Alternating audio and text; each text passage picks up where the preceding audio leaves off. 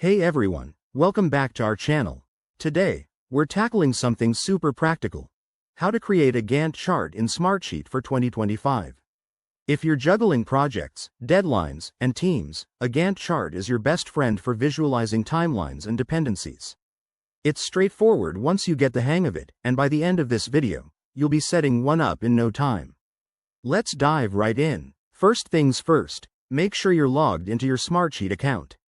If you don't have one, sign up for free. It's quick and essential for project management pros. Once you're in, start by creating a new sheet. Click on the Create button and select Sheet from the options. This is your blank canvas, so give it a descriptive name like My 2025 Project Plan to keep things organized. Next, build the foundation of your Gantt chart. In your new sheet, add columns for key details. One for tasks, another for start dates, end dates, and maybe duration or assignees. For example, enter tasks like research phase in the first row, then add the start and end dates in the appropriate columns. Smartsheet uses these to auto-calculate timelines, making your life easier. Now, for the fun part, converting your sheet to a Gantt view. Head to the top menu, click on View, and select Gantt.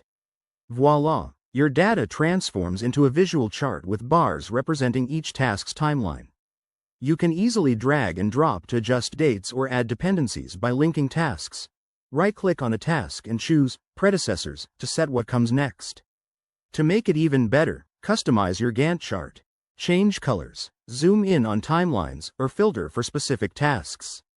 A pro tip: use Smartsheet's 2025 updates like enhanced AI suggestions for dependencies to save time. This feature helps predict potential delays based on your data. And there you have it, your very own Gantt chart ready to rock your projects. Remember, practice makes perfect, so try this out on a small project first. If you found this helpful, hit that like button, subscribe for more tips, and drop a comment below if you have questions. Thanks for watching, and see you in the next video.